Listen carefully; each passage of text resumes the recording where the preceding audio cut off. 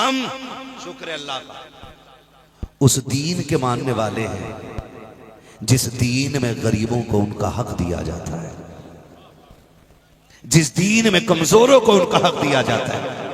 جس دین میں مزدوروں کو ان کا حق دیا جاتا ہے۔ ہم اس دین کے ماننے والے ہیں جنہوں نے بیٹیوں کو کبھی جنت کہا ہے، کبھی رحمت کہا ہے، کبھی برکت کہا ہے۔ ہم اس دین کے ماننے والے ہیں جس نے کمزوروں کو اٹھا کر کے آسمان کی بلندی تک پہنچا دیا ہے کہ جان ہے عشق مصطفیٰ، روز وضو کرے خدا، جس کو ہو درد کا مزہ نازے دوا اٹھائے گی۔ کیا کہنا، وہ ایمان مکمل ہی نہیں، وہ ایمان مکمل ہی نہیں کہ جو جان مصطفیٰ پہ فدا نہ ہو، یہ کلیئر ہے، وہ مکمل ہی نہیں ہے۔ اگر کسی کو حضور کے مقابلے میں اپنے کھیت کا نقصان بڑا لگتا ہے، اولاد کا نقصان بڑا لگتا ہے، جان کا نقصان بڑا لگتا ہے، تو وہ انسان تو ہو سکتا ہے لیکن مومن کامل نہیں ہو سکتا۔ یہ یاد رکھ لیجئے، ہماری جان سے زیادہ ہمیں مصطفیٰ عزیز ہے، ہمارے مال سے زیادہ ہمیں مصطفیٰ عزیز ہے، ہمارے بچوں سے زیادہ ہمیں مصطفیٰ عزیز ہے۔ آج تک تاریخ ان الفاظ کو بھولی نہ کی ہے۔ وہ جب احد کی جنگ ہو رہی تھی، جب ایک مائی کو خبر ملی تھی کہ اللہ نے تیرے شوہر کو شہادت دے دی ہے، اس نے کہا شکر رب کا۔ پھر پتا چلا کہ بیٹے کی شہادت ہو گئی ہے، اس نے کہا شکر رب کا۔ پھر کہا کہ تیرے بیٹے کی شہادت ہو گئی ہے، کہا شکر رب کا۔ کہا تیرے بھائی کی شہادت ہو گئی ہے، کہا شکر ہے رب کا۔ جب یہ خبر چل ملی نا، اس نے گھر سے نکلنے کا ارادہ کیا اور اس نے چادر اپنے سر پہ ڈالی۔ کسی نے کہا جیب پہ غیرت عورت ہے، 4 شہادتیں ہو گئی ہیں، ابھی بھی چادر سنبھال رہی ہے۔ تو اس نے کہا سنو، ہمارے خاندان کے مرد شہید ہوئے ہیں، ہماری غیرت کا جنازہ نہیں نکلا ہے، ہماری غیرت کا جنازہ نہیں نکلا ہے۔ ابھی بھی ایسی مائیں زمین پہ ہیں کہ جن کی گود میں ابھی بھی صلاح الدین ایوبی پیدا ہو رہا ہے، ابھی بھی حضور کے نام پہ مر مٹنے والے لوگ زندہ ہیں۔ اور میں نور بھائی یہ بات پوری ذمہ داری کے ساتھ کہتا ہوں، ہے نا، کچھ لوگوں کو کھجلی ہوتی ہے، تبلیغ کا طریقہ بھی عجیب کھجاٹ والا ہوتا ہے۔ کہہ رہا جی حضور کے نام پہ کتنے لوگ جان دے سکتے؟ اٹھائیں ہاتھ ذرا مجھے یہاں دکھا دیں، سبحان اللہ، ہائے ہائے ہائے ہائے، ہاتھ نیچے کر لیں، اللہ ان اٹھے ہاتھوں کو قبول فرما۔ آمین آمین۔ ایسے ہاتھ اٹھے نا تو اگلی بات مولانا نے پوچھ لی، نماز کتنے لوگ پڑھتے ہیں؟ تو 5% ہاتھ نہیں اٹھے، تو مولوی مان لے کیا دلیل دے رہا ہے؟ اب مائک پہ کہہ رہا ہے جو سر جھکا نہیں سکتے وہ سر کٹا سکتے ہیں۔ میں نے کہا منہ بند رکھ، نماز عبادت سے تعلق رکھتی ہے، لیکن سر کٹانا یہ حضور کے عشق سے تعلق رکھتا ہے، اور یہ ضروری نہیں ہے کہ جب بات ان کی عظمت پہ سر کٹانے کی آئے تو پہلے جبہ دستار والے آگے ہوں یا پہلے پگڑی والے آگے ہوں۔ 1400 سال کی تاریخ اٹھا کر کے دیکھ لو، جب بات حضور کی آئی ہے تو پگڑی آگے نہیں، جبہ آگے نہیں، بے نمازی آگے نہیں، سب سے آگے وہ آیا ہے جسے سب سے پہلے ان کی عزت کی خبر مل گئی۔ یاد رکھیے، یہ یاد رکھیے گا،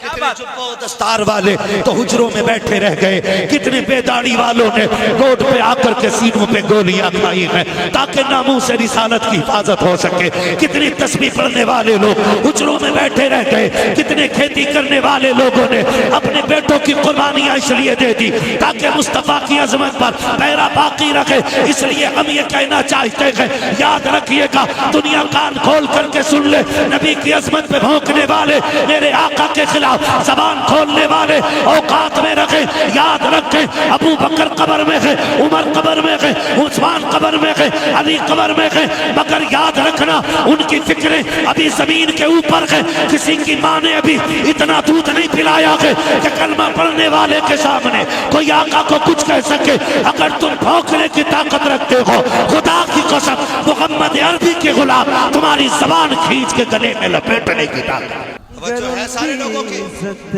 پہ حرف آیا، گر ان کی عزت پہ حرف آیا زمانے بھر کی ہم اپنی عزت کا کیا کریں گے گر ان کی عزت زمانے بھر کی ہر ایک نعمت زمانے بھر کی ہر ایک نعمت انہی کے صدقے ملی ہے ہم کو گر ان کی عزت پہ حرف آیا گر ان کی عزت پہ حرف آیا ہم اپنی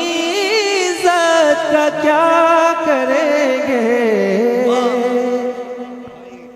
اللہ آپ کو سلامت رکھے دنیا کو ہم بتانا چاہتے ہیں چند کتوں کی بھیڑ آتی ہے بندے سے پکڑ کے کہتی ہے اپنے رب کو بلا آئے وہ تیری مدد کے لیے بلاؤ اپنے رب کو کہاں ہے تمہارا خدا وہ آئے تمہاری مدد کے لیے میں ان کتوں کے جھنڈ سے کہنا چاہتا ہوں ہمارے خدا کی ذات اتنی بڑی ہے اتنی بڑی ہے اتنی بڑی ہے